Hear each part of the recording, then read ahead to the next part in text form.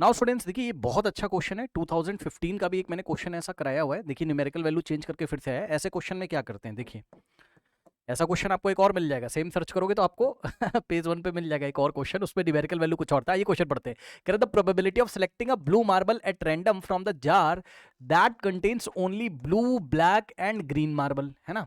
मतलब एक जार है, उसमें ब्लू कलर के मार्बल हैं। मैं बना देता हूँ, ये देखिए, ये इस तरीके से हमारे पास एक जार है, इसमें बस 3 तरीके के मार्बल है, मतलब 3 कलर्स के मार्बल है। कौन कौन से? ब्लू कलर का है, और ब्लैक कलर के कुछ मार्बल्स होंगे, कितने हमें नहीं पता, एंड ग्रीन कलर के, है ना, एंड ग्रीन कलर के कुछ मार्बल्स हैं। अब सुनो ध्यान से, उसने हमसे बोला, सवाल पढ़िए, क्वेश्चन पढ़िए। क्वेश्चन में हमसे कहता है the probability of selecting a blue marble, मतलब अगर इसमें से हम मार्बल निकालें, रैंडमली कोई एक मार्बल निकालें, तो ब्लू मार्बल सेलेक्ट करने की प्रोबेबिलिटी कितनी है? इज 1/5। बीच का मत पढ़ो कुछ भी, थोड़ी देर के लिए आप ये सब मत पढ़िए, थोड़ी देर के लिए आप ये सब मत पढ़िए। देखिए ऐसे पढ़ो, the probability of selecting a blue marble at random from the jar. अब इसको हटा दो, ये इंफॉर्मेशन दे रहा है बस कि इसके अंदर कौन कौन से मार्बल है ना। ये हटा दो। अब पढ़ो, the probability of selecting a blue marble at random from the jar is 1/5। मतलब हमें क्या दिया हुआ है? हमें दिया है probability of selecting blue marble, मैं शॉर्ट में लिख दे रहा हूं, आप संभाल लेना, दैट इज 1/5। ये हमें दिया हुआ है। आगे पढ़ते हैं हम लोग। अब आगे देखिए, the probability of selecting black marble at random from the jar is 1/4। मतलब अगर इसमें से हम कोई एक सिंगल मार्बल निकालते हैं रैंडमली, तो ब्लैक मार्बल आने के क्या चांसेस है? 1/4। यानी कि probability of selecting black marble is equals to कितना हो जाएगा? 1/4। करेक्ट। नाउ अब उन्होंने बोला if the jar contains 11 green marbles, तो इसमें 11 ग्रीन मार्बल्स हैं, तो ग्रीन मार्बल्स कितने? 11। ठीक है। Find the total number of marbles. अब हमें बताना है कि इस जार में टोटल मार्बल कितने हैं, यानी कि blue marble plus black marble plus green marble. अब सुनो ध्यान से भाई, ग्रीन मार्बल कितने? 11। चलो क्वेश्चन में दिया हुआ है, ठीक है। अब हमें यह नहीं पता है कि ब्लू मार्बल्स कितने हैं, तो जो नहीं पता उसको अज्यूम कर लीजिए। तो ब्लू, लेट अस से कि ब्लू मार्बल्स कितने हैं? x हैं, और ब्लैक मार्बल्स कितने हैं? y हैं। ठीक है ना, ऐसे कर लो। अब आप मुझे बताओ इस सवाल को देख के, ये तो आपने अज्यूम किया ना अभी भी कि ब्लू क्या है? x है, और ब्लैक क्या है? y है ना। ब्लू मार्बल्स x नंबर्स में है, x कोई नंबर है, और ब्लैक मार्बल y नंबर। आप बताओ कौन से चैप्टर का सवाल बनना चाहता होगा? ये बताइए, कौन से चैप्टर का सवाल बनना चाहता होगा? 2 वेरिएबल दिखाई पड़ रहे हैं, बताइए कौन से चैप्टर का सवाल बनना चाहता होगा अभी? लीनियर इक्वेशन इन 2 वेरिएबल, है ना, मतलब pair of linear equation in 2 variable, यानी कि 2 इक्वेशंस बनेंगी x और y में, और सॉल्व हो जाएगा। इसलिए उन्होंने 2 इंफॉर्मेशन देके रखी है। ये देखिए, प्रोबेबिलिटी ऑफ ब्लू मार्बल दिया, प्रोबेबिलिटी ऑफ ब्लैक मार्बल। मतलब सर क्या कहना चाहते हो? मैं ये कहना चाहता हूं, बहुत ध्यान सुनिएगा, कि ए देखो, इसको मैं थोड़ा सा अलग कर देता हूं यहां पे। अब सुनो, एक तो प्रोबेबिलिटी ऑफ ब्लू मार्बल उसने देके रखा है, हम भी तो निकाल सकते हैं, हम भी तो निकाल सकते हैं। देखो मैं कलर चेंज कर देता हूं, एक सेकंड। अगर मैं आपसे बोलूं कि भाई आप मुझे ये बताइए प्रोबेबिलिटी ऑफ ब्लू मार्बल, आप निकाल सकते हो क्या इस जार को देखते हुए? बोलोगे सर बिल्कुल निकाल सकते हैं। कैसे? टोटल मार्बल्स कितने? x plus y plus 11। तो टोटल कहां रखोगे? नीचे। भाई टोटल आउटसम क्या हो जाएंगे? या तो ये आएगा, या तो ये, या तो ये। तो टोटल मार्बल कितने? x plus y plus 11। तो टोटल रखोगे नीचे, और ब्लू के लिए फेवरेबल रखोगे ऊपर। और ब्लू मार्बल्स हैं कितने आपके पास? x हैं। तो हम लोग क्या करेंगे? x number of blue marble, x हम लोग ऊपर रखेंगे। आया? फेवरेबल डिवाइडेड बाय टोटल, ये हो गया, है ना। अब मैंने आपसे कहा कि भाई देखो, हमने प्रोबेबिलिटी ऑफ ब्लू मार्बल कितना निकाला? हमने जो निकाला हमारा इतना आया हुआ है। कितना? x upon x plus y plus 11। But technically अगर हम लोग देखें तो ये तो प्रोबेबिलिटी ऑफ ब्लू मार्बल हमने निकाला है, और ये उन्होंने दिया। दोनों को इक्वेट कर दो। क्यों? क्योंकि दोनों ही क्या है भाई? 1/5 भी क्या है? Probability of getting blue marble, और ये जो निकाला है ये भी क्या है? Probability of getting blue marble. तो दोनों इक्वल हो जाएंगे। तो x upon x plus y plus 11 is equal to 1/5 कर लीजिए। ठीक है, तो एक इक्वेशन यहां से आएगी। ठीक है, थोड़ा सॉल्व कर लो, लीनियर इक्वेशन इन 2 वेरिएबल बना लो। कैसे करोगे बताओ? क्रॉस मल्टीप्लीकेशन, है ना। तो देखो 5 into x 5x is equals to, ये x plus y plus 11 into 1 करोगे तो इतना ही आ जाएगा, x प्लस वाई प्लस 11 ही आ जाएगा। सही, ये उधर जाएगा, इतना ही आ जाएगा। ठीक है, ये इस तरीके से। अब ब्रैकेट आप हटा दो, क्या दिक्कत है?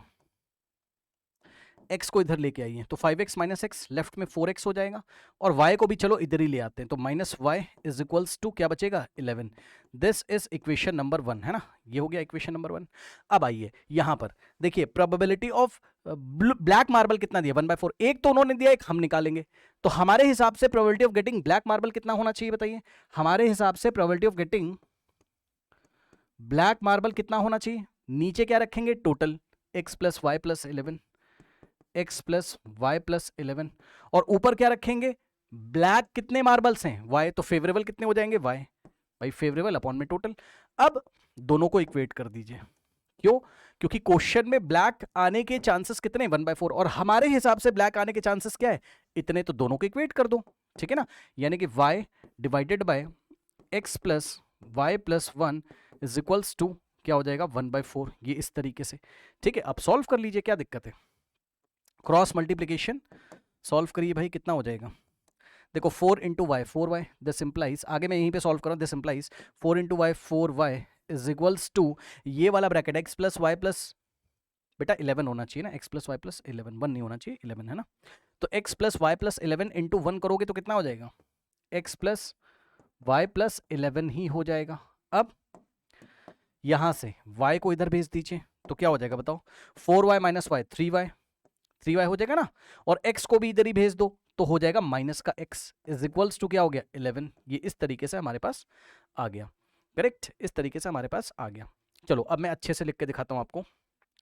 फर्स्ट इक्वेशन क्या थी, 4x minus y is equals to 11, यही फर्स्ट इक्वेशन थी, आराम से देख लीजिए, 4x minus y is equals to 11। अब ये जो आई इसको थोड़ा सा अच्छे से लिखो, आप मुझे बताओ क्या इस इक्वेशन को हम ऐसे लिख सकते हैं, प्लीज ध्यान दे बच्चे, माइनस का x पहले लिख दो, हाँ जी सर, क्योंकि x वाला टर्म पहले लिखते हैं ना, तो रीअरेंज कर रहा हूं बस, ज्यादा परेशान मत होइएगा, बस माइनस x को पहले लिख रहा हूं, और ये कोई साइन नहीं, तो ये प्लस का 3y, तो प्लस का 3y मैं ऐसे लिख रहा हूं, और इज इक्वल्स टू 11, भाई कुछ नहीं किया, बस रीअरेंज किया है, माइनस x को पहले लिखा और 3y के आगे कोई साइन नहीं तो प्लस मानेंगे, तो minus x plus 3y is equals to 11 है ना। तो सेकेंड इक्वेशन जो दिखाई पड़ रही है हमें वो minus x plus 3y is equals to 11 type की दिखाई पड़े, दो इक्वेशन से दो अननोन है, और एलिमिनेशन मेथड लगा दीजिए, सोल्व कर लीजिए। ये लीजिए इस इक्वेशन को क्या करोगे, इसको आप 3 से मल्टीप्लाई कर दो, एलिमिनेशन मेथड से कर रहा हूं, इसको आप 3 से मल्टीप्लाई कर दीजिए, ये लीजिए 3 इंटू 4, 3 4 ज़ा 12, 12x और 3 इंटू वाई, तो माइनस का 3y, और 3 इंटू 11 33, ये इस तरीके से ये इक्वेशन आ गई। बस अब आपके पास एक ये है, ये देखिए इसमें क्या आ गया -3y, इसमें क्या है +3y, एक ये आ गई, इन दोनों को ऐड कर लीजिए, इन दोनों इक्वेशन को क्या करेंगे ऐड करेंगे, एलिमिनेशन मेथड से जा रहे हैं, आपने pair of linear equation in 2 variable में पढ़ा होगा। अब देखो 3y पॉजिटिव नेगेटिव कैंसिल, अब 12x में माइनस एक्स ऐड करने का मतलब क्या है, अरे भाई सीरीज देखो, ये 12x में अगर हम लोग क्या ऐड करें -x, तो इसका मतलब 12x plus minus x 11x ही तो आ जाएगा, ठीक है। तो ये आ गया हमारे पास कितना 11x is equals to 33 plus 11 44, ठीक है। अब नेक्स्ट स्टेप में देखो किस तरीके से करेंगे हम लोग, यहां से x की वैल्यू कितनी आ जाएगी 44 डिवाइडेड बाय ये 11 आके डिवाइड करेगा, तो यहां से अगर आप सॉल्व करेंगे तो आपको मिलेगा 11 × 11 4 x की वैल्यू कितनी आ गई 4, ये लीजिए क्या दिक्कत है, ठीक है, x की वैल्यू 4 आ गई। अब इस इक्वेशन का यूज कर लीजिए, इक्वेशन क्या थी 4x फर्स्ट वाली, 4x minus y is equals to 11, ठीक है ना, तो 4 इंटू और x की जगह हम क्या करेंगे 4, तो x की जगह 4 minus y is equals to 11, ठीक है, ये 4 4 हो गया 16, 16 minus y is equals to 11, बहुत ध्यान से सुनना, 16 को राइट हैंड साइड हमने क्या किया ट्रांसपोज कर दिया, तो यहां से हो जाएगा हमारे पास minus y is equals to 11 minus 16, तो minus y is equals to plus minus minus minus का आ जाएगा कितना 5, और अगर आप देखें तो माइनस से माइनस कैंसिल, तो y की वैल्यू कितनी आ गई हमारे पास 5, ये लीजिए, ठीक है। अब टोटल मार्बल उसने हमसे पूछे हुए थे, है ना, उसने हमसे क्या पूछा था, find the total number of marbles in the jar, total marble कितने x प्लस वाई प्लस 11, भाई x number of blue, y number of black और ग्रीन कितने, और वो हमसे ये भी पूछ सकता था कि ब्लू मार्बल कितने, तो जो x की वैल्यू है, जो भी x की वैल्यू क्या है 4, तो 4 ब्लू मार्बल है, और ब्लैक मार्बल भी पूछ सकता था एग्जाम में, तो ब्लैक मार्बल y कितने हमारे पास 5 ब्लैक मार्बल, तो टोटल निकालो, चलो आप टोटल बताओ मुझे टोटल कितने, तो टोटल नंबर ऑफ मार्बल्स ये हो जाएंगे भाई कितने x प्लस वाई प्लस 11, अब वैल्यू रख दीजिए, आंसर 20 आ जाएगा, चेक कर लो, x कितना है 4 है ना, तो x कितना है 4 है, प्लस y कितना है हमारे पास, y है 5, ठीक है, y कितना है हमारे पास 5 प्लस 11 कितना हो जाएगा 4 + 5 9 + 11 20, so this is the final answer. चलिए चलते हैं हम लोग नेक्स्ट क्वेश्चन की तरफ।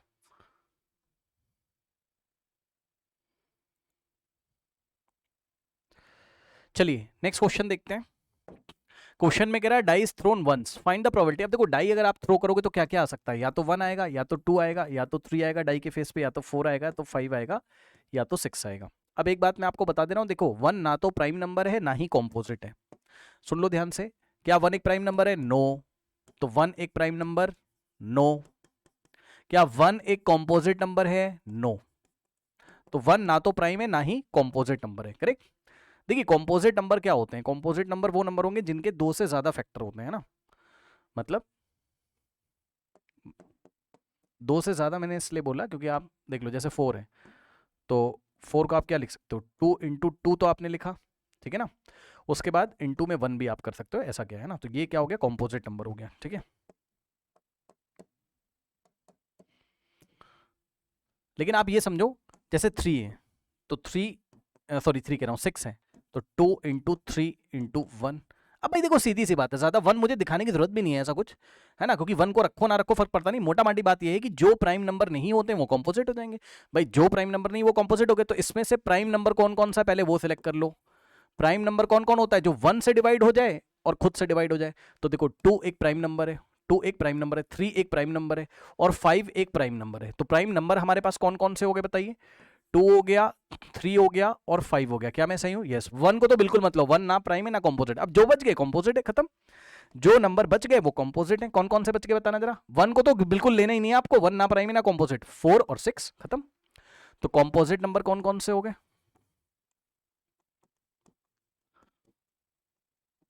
4 और 6। कॉम्पोजिट नंबर कौन कौन से हो गए?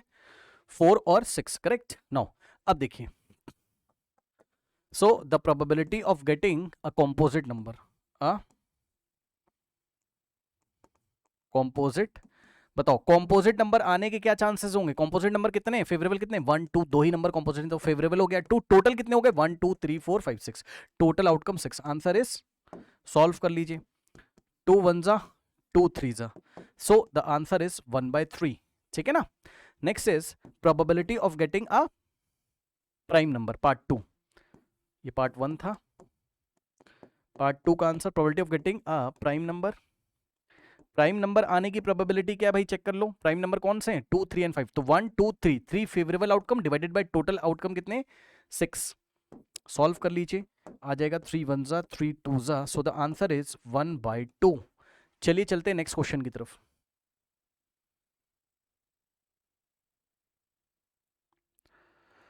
नाउ स्टूडेंट्स इस क्वेश्चन को देखिए, ये बहुत अच्छा क्वेश्चन है।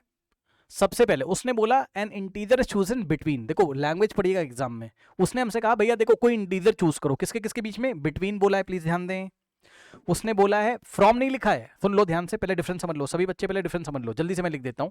देखो 70 71 70, एक चीज बताऊंगा अभी, इतना एग्जाम में लिखने की जरूरत नहीं है, ध्यान से सुन लो। अभी एक चीज बताऊंगा, 73 74 75, ठीक है, जस्ट मैं आपको वेरीफाई करने के लिए ऐसा दिखा रहा हूं, 76 77 78 79, ठीक है, 80 80 81, ठीक है, 82 83, देख लेना कुछ मिस ना हो जाए, 84 84 85 86 87 88 89 and final is 90, last is 90। अब सुनो मेरी बात को ध्यान सुनो, अगर क्वेश्चन वो हमसे ये बोलता, क्या बिटवीन की जगह फ्रॉम अगर वो बोलता, ठीक है, अगर वो फ्रॉम बोलता, ठीक है ना, तो हमारे पास टोटल आउटकम कितने आते? इससे पहले भी एक चीज और समझ लो, सुन लो ध्यान से। मान लीजिए मैंने आपसे बोला, जस्ट एक छोटा सा एग्जांपल ले रहा हूं, मान लीजिए नंबर लिखे हुए 60 61 62 63 64 65, ठीक। आप मुझे काउंट करके बताओ कितने नंबर्स लिखे हुए हैं, जल्दी से बताओ, कितने इंटीजर लिखे, काउंट करके बताओ, कितने इंटीजर है, काउंट करके बताइए। 1 2 3 4 5 6, ठीक है, तो आपको साफ साफ दिख रहा है तो आपने काउंट कर लिया, क्योंकि भाई साफ साफ दिख रहा है तो काउंट कर लिया। लेकिन अगर मैं आपसे ये पूछता, इसी क्वेश्चन को मैं चेंज कर देता, ऐसे ना लिखता, मैं आपसे ऐसे पूछता, इसी क्वेश्चन को मैं ऐसे पूछता आपसे, ध्यान से सुनना बेटा, फ्रॉम 60 to 65 बताओ कितने इंटीजर्स हैं। तो पता है कैसे निकालते हैं नंबर ऑफ इंटीजर? हम कैसे निकालते हैं? फाइनल माइनस, मतलब जो लास्ट वाला है, माइनस मतलब सबसे बड़ा वाला माइनस सबसे छोटा वाला। 65 माइनस 60 करोगे तो आंसर नहीं आएगा, क्योंकि 5 आएगा, और हैं कितने, चेक कर लो, 1 2 3 4 5 6। तो फ्रॉम 60 टू 65 बताओ कितने इंटीजर है ना। तो आप क्या करोगे, सबसे बड़ा वाला माइनस सबसे छोटा वाला प्लस 1 भी करोगे, ये मैंने क्लास में कई बार बताया है। 5 प्लस 1 65 माइनस 65 5 और प्लस 1 आंसर 6, ऐसे आता है। समझ में आ गई बात, इस तरीके से आता है। तो आप मुझे पहले ये बताओ इस सवाल में, चलो जल्दी से बताओ इस सवाल में, अगर मैं आपसे ये पूछूं, मान लो मेरे पास ये लैंग्वेज है कि फ्रॉम, अभी बिटवीन वाला मैंने कट कर दिया ना, सवाल मान लो फ्रॉम है, तो फ्रॉम 70 टू 90 ये बोल दिया है ना, फ्रॉम 70 टू 90 बताओ कितने इंटीजर्स हैं टोटल, बताओ कैसे निकालोगे टोटल इंटीजर्स कितने हैं? जल्दी से बताइए कैसे निकालोगे टोटल इंटीजर। 90 माइनस 70 कर दोगे क्या, बस इतना ही कर दोगे क्या, 90 माइनस 70 कर दोगे क्या, नो 90 माइनस 70 और प्लस 1 हम अपने मन से करेंगे, तो आंसर कितना का 90 माइनस 70 कितना हो जाएगा 20 और प्लस 1, तो टोटल इंटीजर कितने होंगे 21। और अगर आपको भरोसा नहीं तो आप काउंट कर लीजिए, 1 2 3 4 5 6 7 8 9 10 11 12 13 14 15 16 17 18 19 20 21। ठीक है, तो ये चीज मैंने आपको दिखाया, लेकिन अब ऐसा हमें कुछ नहीं करना है, क्यों, क्योंकि सवाल ही चेंज हो गया ना। तो इसको काटो भैया, ये तो मैंने समझा रहा था आपको ना। उसने हमसे क्या सवाल बोला, उसने बोला बिटवीन, जब उसने हमें बोल दिया कि बिटवीन 70 एंड 90, मतलब 70 और 90 को नहीं लेना है, सवाल ये प्लीज ध्यान दें स्टूडेंट्स। ठीक है, अगर उसने बिटवीन बोला है इसका मतलब इनके बीच में, किसके किसके बीच में, 70 और 90 के बीच में, मतलब जो एंड पॉइंट्स हैं आपके 70 को नहीं लेना है, 90 को नहीं लेना है, मतलब उसने लैंग्वेज बहुत अच्छी पूछी है। तो आप इसको चुपके से पहले तो कट कर दो, अब इसको नहीं देखना, क्योंकि क्वेश्चन क्या बिटवीन 70 एंड 90 है ना, फ्रॉम 70 टू 90 ऐसा नहीं बोला है, और 90 को भी चुपके से पहले कट करो। यानी कि वो एक तरीके से, ध्यान सुनना, ध्यान से सुनिएगा, ध्यान से सुनिएगा, बिटवीन 70 एंड, ओ हो बेटा 100 तक लिखना था, 100 तक लिखना था, देख रहे हो, चलो कोई बात नहीं, समझ गए होगे आप मैं क्या कहना चाहता हूँ। चलो यहीं से समझा देता हूँ, उसको छोड़ो, भी यहीं से समझा देता हूँ, उसको छोड़ो। बिटवीन 70 एंड 90, बिटवीन 70 एंड 90 का ही मतलब क्या है, अभी अभी रुक जाओ, इस पे भी आते हैं, रुक जाओ। ठीक है, बिटवीन, अब 100 मुझे पता है, यहाँ 100 लिखा है, रुक जाओ भाई एक सेकंड। ठीक है, बिटवीन 70 एंड 90 का ही मतलब पता है क्या होता है, फ्रॉम, बताओ समझ में आ गई आप लोग को बात। बिटवीन 70 एंड 90 का मतलब है फ्रॉम 71 टू 89, ये मतलब है, बोलो हाँ, फ्रॉम 71 टू 89। चलो अब अपने सवाल की तरफ चलते हैं। हमारा सवाल क्या है, हमारा बिटवीन 70 एंड 100, मतलब समझो, अब हम सब कुछ कट कर देते हैं, यहाँ पे कट क्या करना है, रुक जाओ, लिखना ही पड़ेगा, लिख लेते हैं सारा, रुक जाओ, है ना। 90 के बाद 91 92 93 94 95 96 97 98 99 100। अब हमारा जो सवाल है उसने हमें क्या बोला है, बिटवीन, बोलो बिटवीन 70 एंड 100 का मतलब क्या है, यानी कि 70 को नहीं देखना है, कट करो, और 100 को भी नहीं देखना है। तो बिटवीन 70 एंड 100 का मतलब ही क्या हो गया, इसका मतलब हो गया फ्रॉम 71 टू 99, यही तो हुआ, फ्रॉम 71 टू 99, यही तो हुआ। अब आप मुझे बताओ फ्रॉम 71 टू 79, या आप बोल सकते हो टोटल नंबर ऑफ इंटीजर्स, मैं लिख देता हूं, टोटल नंबर ऑफ इंटीजर्स, ध्यान से सुनना बेटा, टोटल नंबर ऑफ इंटीजर, चाहे आप बिटवीन 70 एंड 100 बोलो, चाहे आप 71 टू 99, बात तो सेम है। ठीक है, तो चलो मैं इसको अच्छे से लिखता हूं, क्योंकि हमारा जैसा सवाल है हम वैसे ही आंसर यहां पर करेंगे। टोटल नंबर ऑफ इंटीजर हम ऐसे लिखेंगे, बिटवीन, BW का मतलब बिटवीन 70 एंड 100, है ना। तो बताओ कैसे निकालोगे, तो जवाब है ऐसे निकालेंगे कि हम 71 से लेके 99 तक देखेंगे। तो क्या करेंगे बताओ, सबसे बड़ा नंबर 99 माइनस सबसे छोटा नंबर 71, और क्या करें, बस छोड़ दें, नहीं प्लस 1 भी करेंगे। आया, जल्दी से बताइए, आया 99 माइनस 71 कितना हो जाएगा 28, और प्लस 1 29, तो टोटल इंटीजर्स कितने हो जाएंगे 29। किसी को आया, सुनो भैया, मैंने इसलिए इतनी देर समझाया है आपको, आप एग्जाम में जैसे ही सवाल मिलेगा ना, तो आप सवाल जैसे ही पढ़ोगे आप बोलोगे अच्छा बिटवीन 70 100, तो आपको अगर टोटल नंबर ऑफ इंटीजर निकालोगे आप डायरेक्ट निकालोगे। कैसे, बिटवीन उसने बोला, इसका मतलब तुरंत समझ जाओगे 70 नहीं लेना है, 100 नहीं लेना है, यानी कि 71 से लेकर 99 तक की बात करी जा रही है, तो टोटल इंटीजर कितने हो जाएंगे, सबसे बड़ा वाला माइनस छोटा वाला, डायरेक्ट करोगे आप एग्जाम में ना, इतना ऐसे तो ना लिखोगे 99 माइनस 71 तो आ गया, या फिर आप लिख भी लोगे बिकॉज आगे भी नंबर निकालने, मैंने आपको तरीका बता दिया 28 और प्लस प्लस 1 भी पीछे करोगे प्लस, तो ऐसा आ जाएगा 29 हमारे पास इंटीजर टोटल है। अगर आपको भरोसा नहीं तो आप काउंट कर लीजिए, आप काउंट कर लीजिए जल्दी से, मैं आपको काउंट करा देता हूँ। ये देखो 1 2 3 4 5 6 7 8 9 10 11 12 13 14 15 16 17 18 19 20 21 22 23 24 25 26 27 28 29 इंटीजर्स हैं टोटल। ठीक है, ये हो गया। अब सवाल पढ़िए, उसने कहा व्हाट इज द प्रोबेबिलिटी, मतलब मान लो ऐसे कार्ड रखें जिस पे ये सब नंबर लिखे, हमने रेंडमली एक कार्ड निकाला, तो क्या चांसेस हैं कि उस कार्ड पे प्राइम नंबर लिखा हो, what is the chances to getting prime number. तो बस बहुत आसान है, अब आप चेक कर लीजिए probability of getting prime number कितना हो जाएगा, probability of getting prime number. अब आप चेक कर लो कि इसमें से प्राइम नंबर कौन कौन से हैं। प्राइम नंबर क्या होता है, वो नंबर जो 1 से डिविजिबल हो जाए और खुद से हो जाए, बस सिंपली, यानी कि उसका 1 के अलावा कोई भी फैक्टर नहीं होना चाहिए, बस सिंपली। आइए देखते हैं कौन कौन से प्राइम नंबर है। प्राइम नंबर को मैं येलो कलर से सर्कल कर रहा हूं। 71 एक प्राइम नंबर है, बताते जाना, यस। 72 2 से डिविजिबल है, ठीक है। 73 एक प्राइम नंबर है, हाँ लग रहा है, ठीक है। और अगर आप देखो 74 तो 2 से डिविजिबल है, 75 5 से डिविजिबल है, 76 2 से डिवाइड हो जाएगा, 77 11 से भी हो जाएगा, 7 से भी हो जाएगा, 78 2 से डिवाइड हो जाएगा, 79 क्या एक प्राइम नंबर है, यस लग तो रहा है, ठीक है। 79 तो 79 से डिवाइड होगा शायद, यस। 82 से डिवाइड हो जाएगा, 81 9 से डिवाइड हो जाएगा, 3 से डिवाइड हो जाएगा, 82 2 से डिवाइड हो जाएगा, 83 हमारे पास क्या प्राइम नंबर है, 83 लग तो रहा है, यस ठीक है लग तो रहा है। 84 नहीं प्राइम नंबर नहीं, 2 से डिवाइड हो जाएगा। 85 5 से होगा, 86 2 से डिवाइड हो जाएगा, इवन नंबर है। 87 यस ये एक प्राइम नंबर लग रहा है, ओके। 88 4 से डिवाइड होगा, 2 से हो जाएगा, 11 से हो जाएगा। 89 कैसा है, एक प्राइम नंबर लग रहा है, हाँ।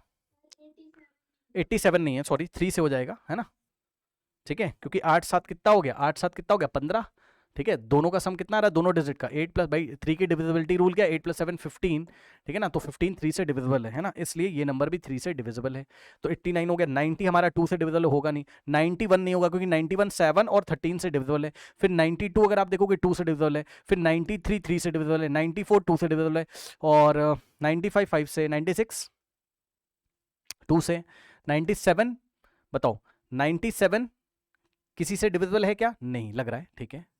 ये प्राइम नंबर 98 होगा नहीं, 99 होगा नहीं। टोटल कितने हो गए हमारे पास, 1 2 3 4 5 और 6 है ना। तो टोटल हमारे पास अगर आप देखेंगे प्राइम नंबर कितने हो गए, 6 है ना। ये मैंने प्राइम नंबर को सर्कल कर दिया था। तो probability of getting prime number 6 divided by total numbers कितने, यानी कि टोटल इंटीजर कितने, 29 है। चेक कर लो भाई, 6 डिवाइडेड बाय 29 है ना। ये टोटल 29 इंटीजर है, इसमें से 6 हमारे फेवरेबल थे बिकॉज प्राइम नंबर कौन कौन से हमारे पास, जिसको मैंने सर्कल किया हुआ है, ठीक है ना। मैं लिख देता हूँ प्राइम नंबर भाई कौन कौन से थे, या छोड़ो आप देख लो ना, इतना क्या टाइम वेस्ट करना। चलो देखो, ठीक है आ गया होगा। सो अब ये कटेगा नहीं, ऐसे ही छोड़ देंगे। सो पार्ट 1 का आंसर है 6/29। 6/29 सबसे इंपॉर्टेंट था कॉन्सेप्ट जो मैंने आपको बताया यहां पर, ठीक है। इसके बाद डिविजिबल बाय 7 उसने बोला है ना। कौन कौन से ऐसे नंबर हैं, सॉरी हम नंबर वहां से कार्ड निकालें और क्या चांसेस है जो नंबर हमारे हाथ में आया हो वो 7 से डिविजिबल हो। तो 7 से डिविजिबल अब तो चेक करना पड़ेगा क्योंकि 2 डिजिट के नंबर है, हम लोग तो डायरेक्ट भाई चेक करेंगे। 7 से डिविजिबल कौन कौन से बताओ, मैं पिंक कलर से अंडरलाइन कर रहा हूं। क्या ये 7 से डिविजिबल है, नहीं। क्या ये है, नहीं नहीं, यस ये वाला 77 7 से डिविजिबल है। उसके बाद 80 78 नहीं है, 80 नहीं है, 81 नहीं है, 72 नहीं है, 84, ठीक है, यस ठीक है। अगर आप देखोगे तो 84 को 7 से डिवाइड करके अगर आप देखोगे 7 1 जा 7 और यहाँ आएगा 1 फिर 4 7 2 आ गया कितना 14, 12 7 84 है ना। तो इस तरीके से, और 85 नहीं होगा, 86 नहीं होगा, 87 नहीं होगा, ठीक है ना। उसके बाद हमारे पास यस इसमें बस 7 ऐड कर दो तो नेक्स्ट नंबर मिल जाएगा। 84 मिल गया ना पहला, तो 7 ऐड कर दो तो नेक्स्ट नंबर मिल जाएगा। 84 के बाद 7 ऐड करो, 7 से पूछ रहा है ना, 7 से डिविजिबल पूछ रहा है ना, 7 7 14, इसमें 14 7 ऐड कर दो। 84 प्लस 7 कितना हो जाएगा, 7 4 11 1 91 है ना। तो नेक्स्ट वाला क्या आ जाएगा 91, चेक करो ये रहा। फिर 91 में 7 ऐड करो कितना हो जाएगा 98, ये रहा। फिर 98 में 7 ऐड करोगे बट उसको लोगे नहीं बिकॉज 100 से बाहर निकल जाओगे आप, है ना। 98 प्लस 7 करेंगे तो 100 से ज्यादा आएगा, 100 के बीच में ही चेक करना हमें। तो टोटल कितने हो गए 1 2 3 4, है ना। तो probability of getting a number which is divisible by 7, which is divisible by 7, तो ऐसे कितने नंबर्स हैं? बहुत ध्यान से ऐसे क्वेश्चंस को एग्जाम में करना होगा, बट और कोई बात नहीं, थोड़ा सा टाइम टेकिंग प्रोसेस होता है, बट सही हो जाएगा, है ना। कितने हो गए? 4 4 अगे फेवरेबल, टोटल हो गए 29, 4/29 इज द फाइनल आंसर। तो इस तरीके से हम लोग कर 4/29 इज द फाइनल आंसर। ठीक है, चलिए चलते हैं नेक्स्ट क्वेश्चन की तरफ।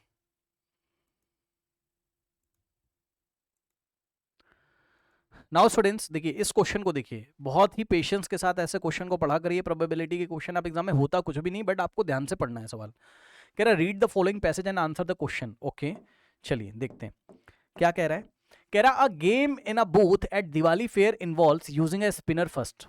ठीक है, then if the spinner stops, अच्छा ठीक है, ये स्पिनर है ना, इसको ऐसे घुमा के छोड़ दिया जाता है, तो इसकी ये जो सुई सी लगी हुई है इस तरीके से, अगर ये किसी इवन नंबर पे रुक जाए, मतलब ऐसे घूमते घूमते ये या तो 4 पे रुक जाए, या तो 10 पे, या तो 8 पे, या तो 6 पे, या तो 2 पे। इवन नंबर तो आपको पता है 2, 6, 8, 10 और 4 क्या इवन नंबर।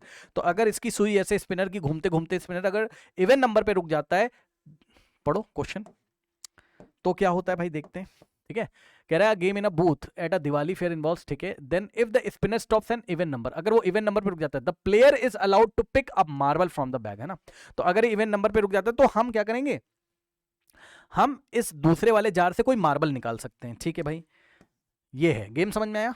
स्पिनर घुमाओ, अगर इवन नंबर पे आया तो यहां से मार्बल निकालोगे, और अगर मार्बल ब्लैक मार्बल आया तब तुम्हें प्राइज मिलेगा। तो पहले क्या करना है, स्पिनर घुमाना है। सर कैसे पता चला? यहां से पढ़िए, नीचे नीचे पता चला। सिर्फ स्पिनर घुमाने से प्राइज नहीं मिलेगा, पहले तो स्पिनर कहाँ आना चाहिए, इवन नंबर पे। अगर इवन नंबर पे आ गया तब तुम्हें बोलाएगा इस जार में से एक मार्बल निकालो, तो मार्बल निकाला, और अगर मार्बल ब्लैक आ गया तभी प्राइज मिलेगा। तो देखो जरा, पढ़ो पढ़ो पढ़ो पढ़ो। कह रहा the spinner and the marble are shown in the diagram, ठीक है, prize are given when the black marble is picked. यहां से पढ़ के मैंने देखा, नेक्स्ट लाइन क्या लिखी है, प्राइज तभी मिलेगा, मतलब वो बंदा तभी क्या कहते हैं, विजेता होगा या तभी जीतेगा, तभी उसको प्राइज मिलेगा जब मार्बल निकालने के बाद उसके हाथ में क्या जाए, ब्लैक मार्बल आ जाए। ठीक है, पार्ट 1 देखते हैं, पार्ट 1 देखते हैं। ठीक है, तो उसने हमसे पूछा पार्ट 1 में क्या, what is the probability that she will be allowed to pick up marble from the bag, है ना। क्या चांसेस हैं कि वो मार्बल निकाल पाए। देखो स्पिनर तो घुमाने को सबको मिलेगा, स्पिनर तो घुमाने को सबको मिलेगा, है ना भाई। किसी ने टिकट लिया गेम का, है ना, उसको बोलेगा आओ स्पिनर घुमाओ, तो स्पिनर तो घुमा देगा वो, लेकिन मार्बल वो तभी निकाल सकता है, मार्बल निकालने के चांसेस इस बात पे डिपेंड करते हैं कि स्पिनर घुमाने पे इवन आया है कि नहीं है। चाहो तो अपनी कॉपी में लिख लो, खुद से सोचो कंडीशन क्या है, कि अगर इवन आया तब, अगर यहां स्पिनर में इवन पे सुई रुकी आपकी, तब तो मार्बल निकालने दिया गया, नहीं तो नहीं। मान लो आपकी सुई 1 पे रुक गई, ये स्पिनर घुमाया और 1 पे रुक गया, तो आपको मार्बल नहीं निकालने दिया जाएगा, जीतने की तो बात छोड़ ही दीजिए, बात समझ में आई। तो ये है, तो उसने हमसे ये बोला क्या, what is the probability that she will be allowed to pick a marble from the bag, है ना। तो मैं लिख देता हूं language, the probability the probability that she will she she will be allowed she will be allowed to pick a marble from the bag ये इस बात पे डिपेंड करता है, depends on the probability of getting an even number। क्या मैंने सही statement लिखा है, चेक कर लो भाई। अगर इवन नंबर आएगा तभी तो मार्बल निकालने को उसको मिलेगा ना। तो मार्बल निकालने के चांस इस बात पे डिपेंड करते हैं कि कितने चांसेस हैं कि क्या प्रोबेबिलिटी इवन नंबर आने की। बात समझ में आई मैंने क्या बोला है? यानी कि आप क्या करिए, चुपचाप पार्ट 1 में निकाल लीजिए। क्या, मान लो इस इवेंट को हमने ई बोल दिया, इस इवेंट को, किसको, चलो मैं लिख देता हूं भाई, ऐसा क्या है ना, इवेंट E1 शोज, मान लो इवेंट ई नाम का कोई इवेंट है, चलो इवेंट E1 किसको शो कर रहा है, pick a marble from the that she will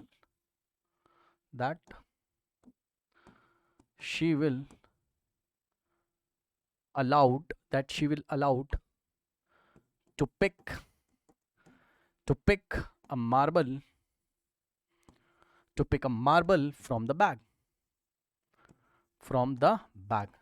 ठीक है, तो इस इवेंट ई की प्रोबेबिलिटी निकालने का मतलब है कि इवन आने की प्रोबेबिलिटी निकाल लो, क्योंकि इवन आएगा तभी मार्बल निकालने दिया जाएगा. समझ गए ना सवाल? तो अब आप मुझे बताओ कि फेवरेबल आउटकम्स कितने होंगे, टोटल आउटकम कितने, काउंट करो. 1 2 3 4 5 6. भाई 6 में से स्पिनर कहीं पर भी रुक सकता है, तो टोटल आउटकम कितने? 6. नीचे लिखा टोटल, ऊपर लिखेंगे फेवरेबल. और फेवरेबल में क्या लिखोगे?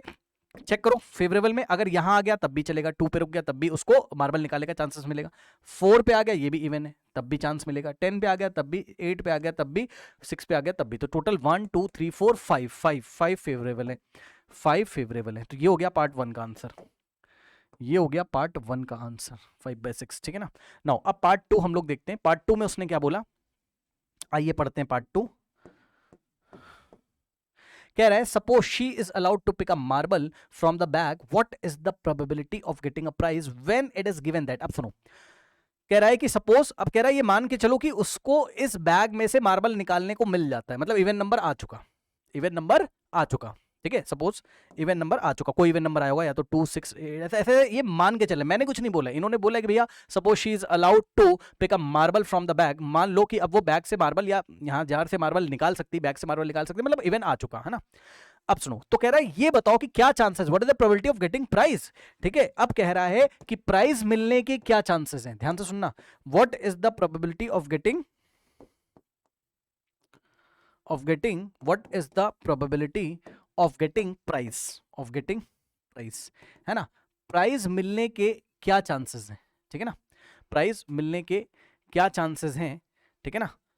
अब देखो उसने हमसे क्या बोला है, it is given that the bag contain 20 marbles out of which 6 are black, है ना. the bag contain 20 marbles out of which 6 are black. correct. okay, now यहां पे थोड़ा सा डिस्कशन का पार्ट हो सकता है. Let me check it. चलिए नाउ स्टूडेंट्स देखिए, यस अब अगर आप देखोगे प्रोबेबिलिटी ऑफ गेटिंग प्राइस, है ना, तो पता है एक बात ध्यान सुनो. अब मुझे ये बिल्कुल नहीं चेक करना है, प्लीज ध्यान दें इस सवाल पे. मान लीजिए कुछ क्लास 12 का कोई बच्चा इसको कर रहा हो कंडीशनल प्रोबेबिलिटी से, आप ये समझो जरा भाई, आप उसने ये हमें बोल दिया पक्का, ये पक्का हो चुका है कि इवन नंबर आ चुका, इससे हमें अब कुछ लेना देना नहीं है. बात समझो, उसने बोल दिया ना कि हाँ भाई अब ये तो मान के चलो कि इवन आ चुका, मतलब श्योर हो चुका कि इवन आ चुका. मतलब मैं ये कहना चाहता हूं कि अगर तुम प्रोबेबिलिटी ऑफ गेटिंग प्राइस निकालने भी जा रहे थे ना, तो तुम पहले सोचोगे पहले क्या किया, इसको घुमाया, पहले ये इवेंट हुआ फिर ये इवेंट हुआ. तो जो मल्टीप्लिकेशन वाला कॉन्सेप्ट था हमारा कि भाई यहां पर हमें ठीक से क्या लिखना चाहिए, probability of getting even into, क्योंकि भाई एक के बाद एक हम लोग कर रहे हैं ना इवेंट. जब सक्सेसिव इवेंट होते तो हम लोग क्या करते हैं, प्रोबेबिलिटीज को मल्टीप्लाई करते हैं. यही तो सिखाया क्लास में, पहले ये हुआ फिर ये हुआ. तो मैं ये कह रहा हूं कि probability of getting even then probability of getting black. भाई सही तरीका तो ये, यही मैं आपसे कह रहा था कॉन्सेप्ट लगाने के लिए. सही तरीका तो कौन कौन समझ पाया बताइए, क्लास में हमने क्या पढ़ा है. जब लगातार 2 इवेंट हो रहे होते तो हम मल्टीप्लाई करते हैं, है ना. तो इसका मतलब कि प्राइज मिलने के क्या चांसेस हैं, बताओ कि भैया पहले तो इवन आ गया, यानी कि probability of event as well as का मतलब multiply into probability of black. ये आपको सॉल्यूशन में कहीं नहीं मिलेगा, बट सही तरीका ये. अब अगर आप देखोगे तो प्रोबेबिलिटी ऑफ इवेंट, सर क्या हम 5/6 सकते हैं, नहीं. आप सवाल पढ़ो, यही मैं आपको बताना चाहता था. यहां पर देखो जरा, उसने हमें बोल दिया है कि suppose she is allowed to pick a marble. भाई उसने बोल दिया है, ये पक्का हो चुका कि जो है, ये पक्का हो चुका कि इवन नंबर आ चुका, ये श्योर है वो कह रहा है. इसका मतलब इसके चांसेस क्या है, 1 है, आ चुका तभी तो इसको 1 रखोगे. और प्रोबेबिलिटी ऑफ गेटिंग ब्लैक, अब बता दो, सिंपल सी बात है, 20 टोटल मार्बल है, ब्लैक कितने हैं, 6. तो ब्लैक आएगा तभी तो प्राइस मिलेगा ना, समझो, ब्लैक आएगा तभी तो प्राइस मिलेगा. तो ब्लैक है कितने, 6, ब्लैक कितने 6, और टोटल कितने हमारे पास 20. तो फेवरेबल हो गए 6 डिवाइडेड बाई 20. ये चीज आपको इनटू में 1 नहीं दिखाई पड़ेगा, आपको कहीं सॉल्यूशन में आपको डायरेक्ट किया होगा, आपको डायरेक्ट, आप भी चाहो एग्जाम में डायरेक्ट कर सकते हो, बट मैं आपको तरीका बता रहा हूं. ये देखो, आप भी चाहो आप एग्जाम में डायरेक्ट कर दो, क्लास 10 के स्टूडेंट हो आप डायरेक्ट कर दो. प्रोबेबिलिटी ऑफ गेटिंग क्या कहते हैं, प्राइस इज इक्वल्स टू क्या हो जाएगा, probability of getting black. Simple सी बात है, ब्लैक मार्बल आएगा तो प्राइस आपको मिल जाएगा. ब्लैक कितने 6 डिवाइडेड बाय टोटल 20. अब इसको सॉल्व कर लो, 2 3 जा 2 10 जा, सो the answer is 3/10 mean 0.3. But जो सही तरीका है, मतलब जो अभी मैंने बोला था ना, लेट मी चेक इट, तो वो यही चीज है. आप समझो, समझ गए, बताओ मैं क्या कहना चाहता था. ये चीज नहीं दिखाओ, बट पढ़ा रहा हूं तो बताना था, बता दिया, बाकी मर्जी आपकी. इसके इवन आने के फुल चांसेस, ऐसा उसने बोल दिया, मैंने कुछ नहीं कहा है। सर हम कैसे करें, हम तो 10th क्लास में, आप ऐसे कर लो, जाओ। चलिए चलते हैं नेक्स्ट क्वेश्चन की तरफ।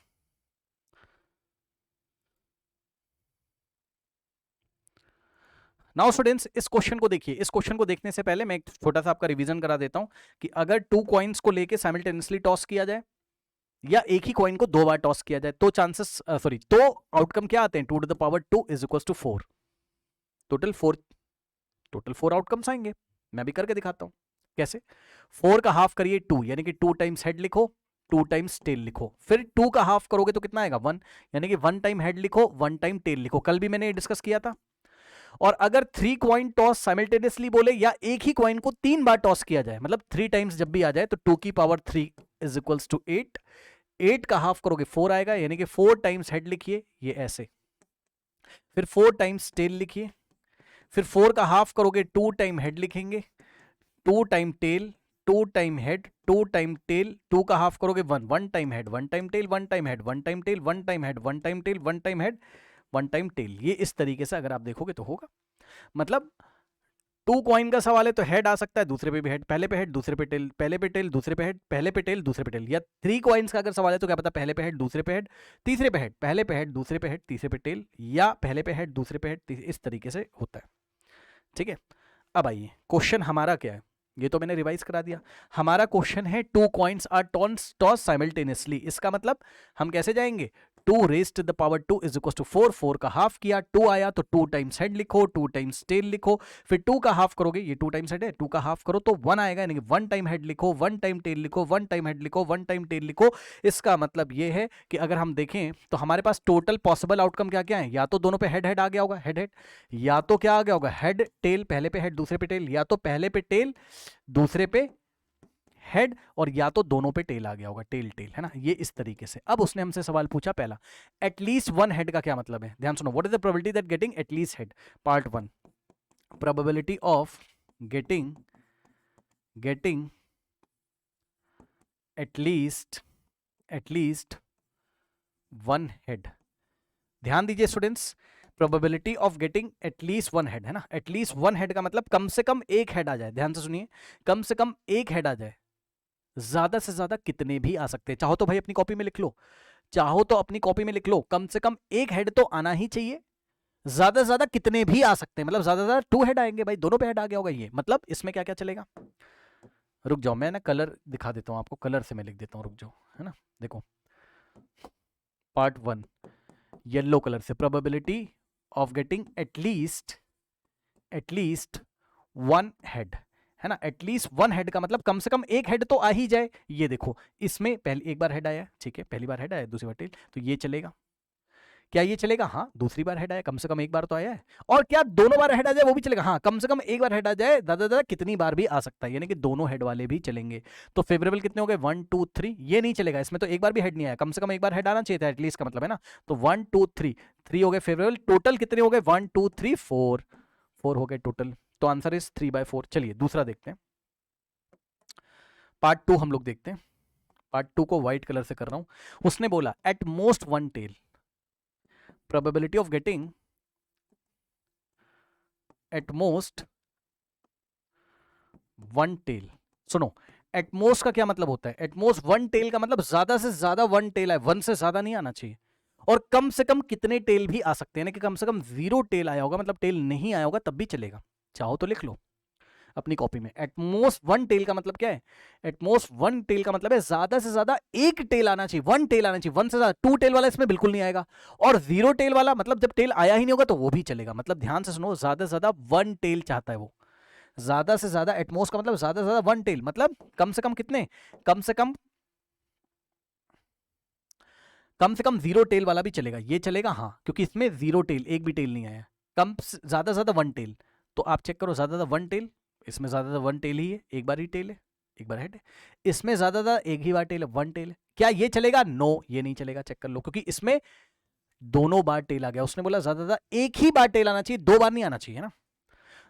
0 टेल वाला भी चलेगा हाँ, मतलब टेल नहीं आया वो भी इसमें चलता है, एटमोस्ट 1 टेल वाले में। याद रखिएगा भाई, ये सब तरीका है। तो 1 2 3 डिवाइडेड बाय टोटल कितने 4। अगला सवाल, उसने बोला, पार्ट 3 हम लोग कर लेते हैं। उसने बोला probability of getting ahead and का मतलब क्या बताया था, एज वेल एज, मतलब एक हेड, आ का मतलब वन, आ का मतलब वन हेड होना चाहिए, एंड आ का मतलब वन टेल होना चाहिए, मतलब एग्जैक्टली वन हेड हो, एग्जैक्टली वन टेल हो, है ना, one head and a tail. तो एग्जैक्टली वन हेड होना चाहिए, एग्जैक्टली वन टेल होना चाहिए। आप चेक कर लो, क्या ये चलेगा, बिल्कुल नहीं, क्योंकि दोनों बार हेड आ गया। एग्जैक्टली एक बार टेल है, एक बार हेड है, तो ये चलेगा। एग्जैक्टली एक बार टेल, एक बार हेड, ये चलेगा। ये नहीं चलेगा क्योंकि दोनों बार टेल आ गया। उसने बोला एक बार हेड और एक बार टेल, ठीक है। तो 1 2 2 फेवरेबल डिवाइडेड बाय टोटल, तो वही हो गया 1 2 3 4। तो answer is 2 1 2 2 the, so the answer is 1/2, correct. तो इस तरीके से आंसर हमारे पास आ गया। पार्ट 1 का आंसर 3/4, पार्ट 2 का आंसर 3/4, एंड पार्ट 3 का आंसर है हमारे पास 1/2, जिसको आप 0.5 भी लिख सकते हैं। चलिए चलते हैं हम लोग नेक्स्ट क्वेश्चन की तरफ।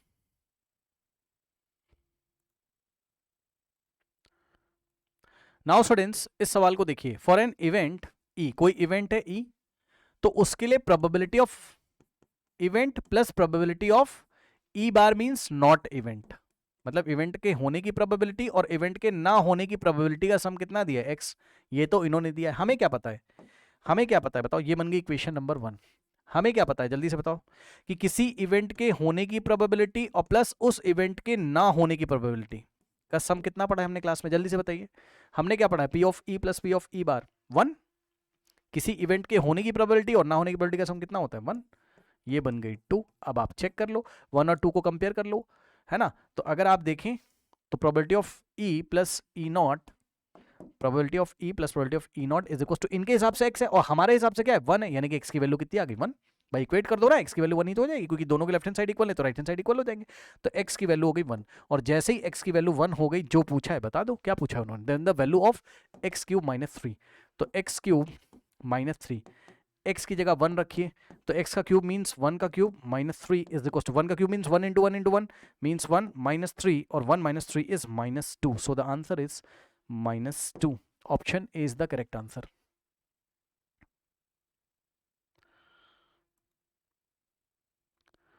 नाउ स्टूडेंट्स, इस क्वेश्चन को देखिए। उसने कहा the probability that the drawn card from a pack of 52 is neither an ace, सुनिए, neither an ace nor spade, मतलब एस भी नहीं होना चाहिए और स्पेस भी नहीं होना चाहिए, सॉरी स्पेड भी नहीं होना चाहिए। अब देखो जरा, एस पहले कितने एस होते हैं बताना जरा, एक बार ऐसे ही बताता हूँ पहले आपको। ये बताओ स्पेस कितने आपके, एस कितने होते हैं टोटल, 4, क्योंकि टोटल 4 सूट होते हैं, ठीक है ना, हर एक सूट में 1 1 स्पेस होता है। ये देखिए मैं दिखा देता हूँ आपको, ठीक है।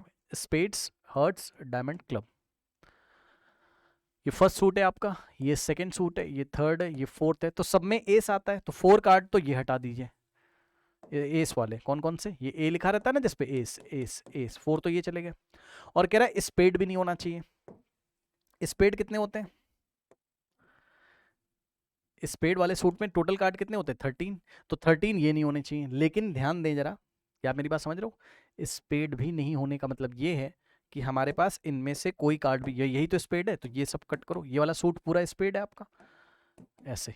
जब इसको आप कट करोगे तो देखो जरा ध्यान से, ये सब नहीं होने चाहिए। तो कितने कार्ड आपने टोटल हटा दिए, आप प्लीज ध्यान दें। अगर ऐसे आप करोगे, पिक्चर अगर आपके दिमाग में नहीं है, तब तो आप सोचोगे कितने कार्ड नहीं होने चाहिए, तो आप ऐसे गलती से कर दोगे। कैसे भाई, 4 तो एस आपने हटाए और 13 स्पेड, तो आप गलती से 17 कर दोगे, बट 17 इसका आंसर नहीं, 16 कार्ड आपको हटाने पड़ेंगे। समझ लो क्यों, क्योंकि ये जो 4 एस है, इसके 2 पार्ट्स करो, 3 एस और 1 एस। ये वाला 1 एस कहां से आया, ये वाला 1 एस कहां से आया, स्पेड में। ये देखो, इस कार्ड को आपने 2 बार काउंट कर लिया ना, स्पेड वाले में भी काउंट कर लिया और एस वाले में भी काउंट कर लिया, तो ये 2 बार आ गया। चेक कर लो, जब 4 एस को हटा रहे थे, ये देखिए 1 2 3 4 1 2 3 4 तब भी आ गया, और जब स्पेड को आप काउंट करते, स्पेड को हटाना था, तब भी आ गया, तो 2 बार आ गया, है ना।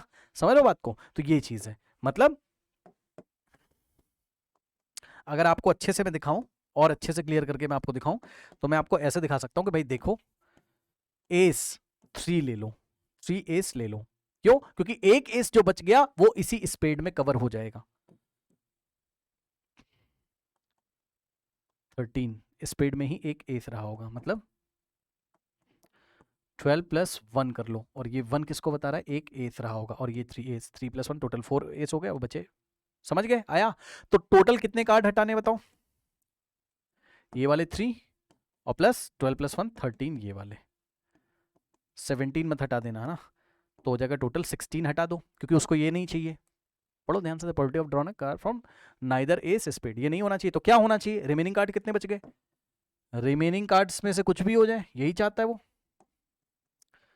रिमेनिंग कार्ड्स कितने हो गए बताओ, टोटल 52 थे, 52 में से ये वाले 16 नहीं चाहिए उसको, तो 16 माइनस कर दीजिए, तो कितना आ जाएगा 12 - 6 6, 4 - 1 is 3 36। तो इसका मतलब जो भी रिक्वायर्ड प्रोबेबिलिटी है, सपोज इस इवेंट को मैं ई से दिखा रहा हूँ, ई इवेंट किसको बता रहा है, इवेंट ई बता रहा है मान लीजिए neither an space nor speed को, मान लो ई इवेंट इसको दिखा रहा है, तो what is the probability of event E, तो प्रोबेबिलिटी ऑफ इवेंट ई कितना हो जाएगा हमारे पास 36 फेवरेबल है क्योंकि ये जो 36 है ना तो स्पेड है ना एस है, डिवाइडेड बाय टोटल 52, सॉल्व कर लो भाई, जो भी आंसर आएगा आपका आंसर हो जाएगा।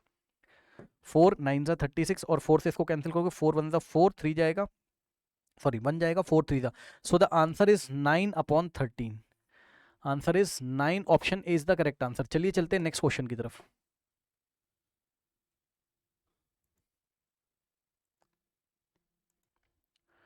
नाउ स्टूडेंट्स देखिए इस क्वेश्चन को देखिए, कह रहा विच of the following can not be the probability of any event. मान लो ई कोई इवेंट है, अब हमने पढ़ा हुआ है कि किसी भी इवेंट की जो प्रोबेबिलिटी होती है it is greater than equal to 0 but less than equal to 1, मतलब किसी भी इवेंट की प्रोबेबिलिटी या तो 0 हो जाएगी, अगर इम्पॉसिबल इवेंट है तो उसकी प्रोबेबिलिटी 0 या 0 से 1 के बीच में होती है, और श्योर इवेंट है तो प्रोबेबिलिटी 1 हो जाएगी, बस सिंपल। मतलब 1 से ज्यादा नहीं होना चाहिए और 0 से कम, 0 मतलब नेगेटिव नहीं होनी चाहिए, 0 1 के बीच में रहना चाहिए, इंक्लूडिंग 0 and 1, है ना। चलो अब उसने हमसे बोला, चलो बताओ क्या 0.01 किसी इवेंट की प्रोबेबिलिटी हो सकती है, हाँ हो सकती है, तो इस पे टिक मत लगाना क्योंकि उसने पूछा है कैन नॉट बी, जो नहीं हो सकती वो बताओ भाई। 0.01 इन दोनों के बीच में आता है, चेक कर लो, 0.01 जो है वो 1 और 0 के बीच में ही तो आता होगा कहीं, है ना, तो ठीक चल रहा है, प्रोबेबिलिटी ऑफ इवेंट इतनी हो सकती है, हाँ जी हो सकती है। दूसरा ऑप्शन चेक करिए, दूसरा ऑप्शन कितने दे के रखा है प्रोबेबिलिटी, प्लीज ध्यान दें, पार्ट बी में प्रोबेबिलिटी ऑफ इवेंट कितना देके रखा है 3%, का मतलब समझते हो आप लोग, 3% का मतलब हो गया 3 डिवाइडेड बाय 100, भाई परसेंट का मतलब क्या होता है 100 में से, तो 100 में से 3, तो सही तो है। 3/100 का मतलब कितना हो गया, 3/100 का मतलब हो गया 0.03, भाई 3 को 100 से डिवाइड करो, तो इसका मतलब 3% का मतलब 3 डिवाइडेड बाय 100 कर लेना, आंसर आ जाएगा 0.03, तो इसका मतलब यस ये भी हो सकती है प्रोबेबिलिटी, तो इस पे भी टिक नहीं लगाओगे, चेक कर लो, क्योंकि 3% का मतलब ही हो गया 0.03 जो कि 0 और 1 के बीच में आता होगा, बिल्कुल सही चल रहा है, ये भी हो सकती है। क्या 16/17 हो सकता है, हाँ जी, क्योंकि आपको पता है कि अगर न्यूमरेटर, ध्यान सुनना, अगर numerator is less than denominator तो आंसर हमेशा कैसा आता है, मान लो कोई p/q फ्रैक्शन है इस तरीके से, p/q और न्यूमरेटर इस डिनोमिनेटर से लेस है, अगर न्यूमरेटर डिनोमिनेटर से लेस है मतलब ऊपर वाला नंबर छोटा है नीचे वाला बड़ा है, तो आंसर लेस देन 1 आता है हमेशा। तो ये देखो न्यूमरेटर छोटा है और डिनोमिनेटर बड़ा है, भाई 16 is less than 17, 16 is less than 17, तो ये जो भी आंसर आएगा, अगर भरोसा नहीं तो मैं निकाल के दिखा देता हूं आपको, 16/17 सॉल्व नहीं करना आपको, तो एग्जाम में डायरेक्ट करना है, 16 डिवाइडेड बाय 17, आंसर है 0.94 के आसपास, 0.94 के आसपास, तो ये भी 1 से छोटा है, तो ये भी प्रोबेबिलिटी हो सकती है, इसको भी टिक नहीं लगाएंगे, बचा ऑप्शन डी। ऑप्शन डी में अगर आप चेक करेंगे तो आंसर इज 17 डिवाइडेड बाय 16, तो यहां पर क्या हो रहा है, numerator is greater than denominator, numerator denominator से बड़ा अगर हो जाए तो हमेशा आंसर 1 से बड़ा आता है, भरोसा नहीं है तो चेक कर लीजिए, 17/16 अगर आप करेंगे तो 1 पॉइंट समथिंग समथिंग आएगा, 1 से तो बड़ा ही आएगा, अब आए कितना भी, ये देखिए 1.06 है ना, कितना आ रहा है ये 1.06 के आसपास, तो यस ये 1.06 क्या हो गया, ये 1 के बियॉन्ड हो गया, 1 से बाहर निकल गया, तो ये नहीं हो सकता, ऑप्शन डी जो नहीं हो सकती उस पे हमें टिक लगाना था, option D is the correct answer.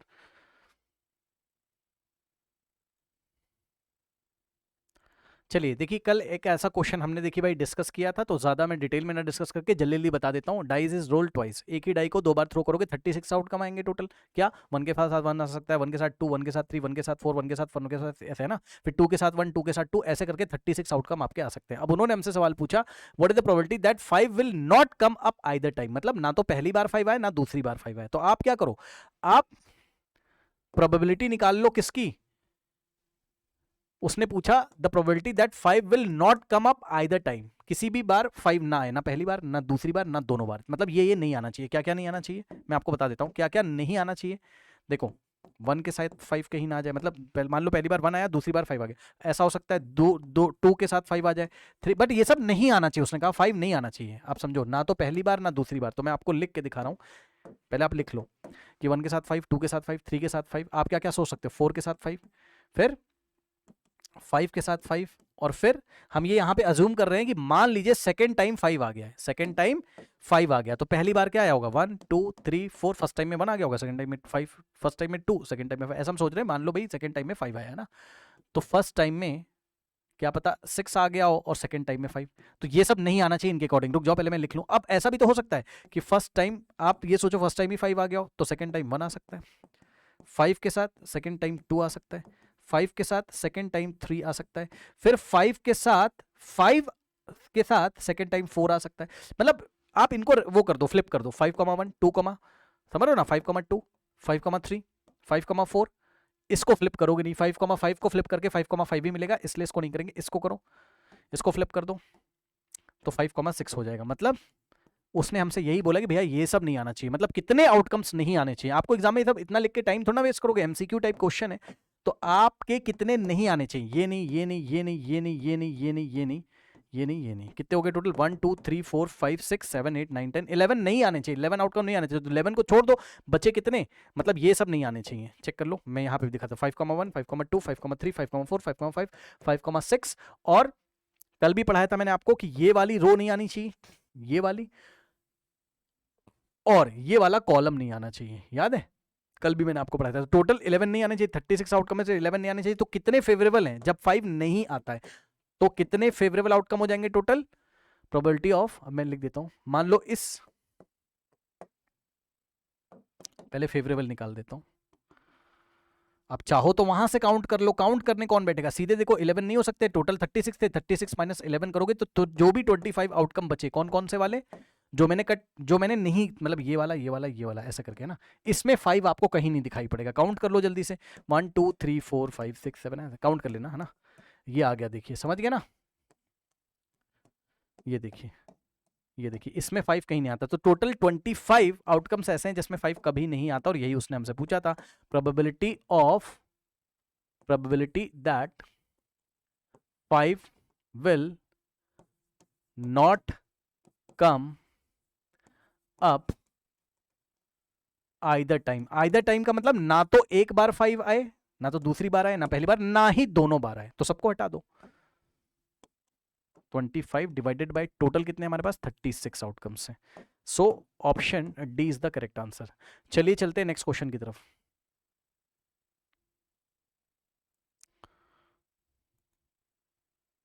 इसी क्वेश्चन में एक और डिस्कशन देखिए, वो एग्जाम में कुछ भी दे सकता है, बहुत रिपीटेड क्वेश्चन है, बार बार वो 5 के बारे में पूछता है, वो किसी के बारे में भी पूछ सकता है। फॉर एग्जाम्पल उसने हमसे बोला होता द प्रोबेबिलिटी दैट 6, 5 की जगह 6 बोलते हैं, 6 will not come up either time, तो क्या आंसर यही रहता, हाँ आंसर यही रहता, चेक कर लो, आंसर यही रहता। अब आप किसको किसको हटाते बताओ, हमेशा 11 एलिमेंट ही हटेंगे, चेक कर लीजिए। अब आप क्या मतलब 6 नहीं आना चाहिए, तो आप किसको हटाते, 6 वाली रो को, मतलब 6 के साथ 1, 6 के साथ 2, 6 के साथ 3, 6 के साथ 4, 6 के साथ 6 के साथ 6, ये हटाते, और 6 वाला कॉलम हटाते, मतलब जिसमें से 6 आ रहा है, ये यही तो 11 एलिमेंट हटाते आप भाई, 6 ये वाले, और 7 8 9 10 11, इसको 2 बार तो काउंट करोगे नहीं, है ना, तो टोटल 11 एलिमेंट हटाते, तब भी आंसर ये आता 25/36। बात समझ में आई, ठीक है। और सवाल क्या पूछ सकता है, और हमसे ये पूछ सकता है, हमसे ये पूछ सकता है, ध्यान सुनिएगा, हमसे पूछ सकता था the probability that 6 will come, not हटा दे वो एग्जाम में, 6 will come up either time, मतलब या तो पहली बार 6 आए, या तो दूसरी बार 6 आए, या तो दोनों बार 6 आ जाए तब भी चलेगा, तो आंसर क्या हो जाएगा, तब हो जाएगा 11, तब 11 फेवरेबल हो जाते, टोटल 36 हो जाते, तब आंसर 11/36 आता। बात समझ में आई, ठीक है। चलिए चलते हैं नेक्स्ट क्वेश्चन की तरफ।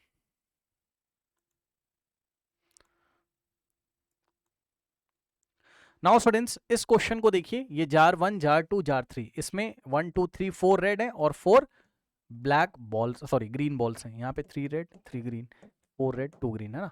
अब उसने बोला the chance of Romi picking red ball is same in, मतलब रेड बॉल की प्रोबेबिलिटी, मान लो इसमें से रेड निकाला, इसमें से निकाला, इसमें से ना, तो इसमें रेड निकालने के चांसेस, इसमें रेड निकालने के, इसमें रेड निकालने के, तीनों में रेड आने के चांसेस आप क्या करिए निकाल लीजिए, देख लो कौन से 2 जार्स में रेड आने के चांसेस सेम आ रहे हैं, बस सिंपल सी बात है। तो probability of getting red from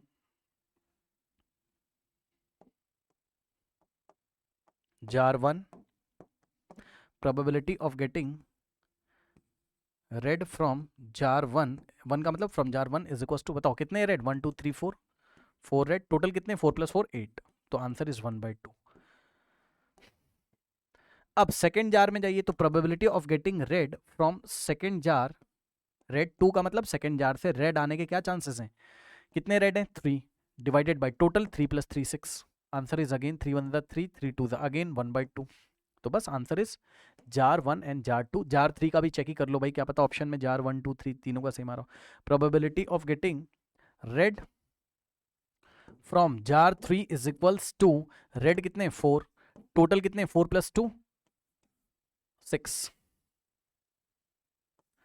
solve करो, 2 2 2 3 नहीं, थर्ड वाले से कुछ लेना देना नहीं है, ये 3 है। Probability of getting red from 1 and probability of getting red from 2 is equal, दोनों का 1/2 1/2 आ रहा है ना। So the answer is option C is the correct answer from jar 1 and jar 2।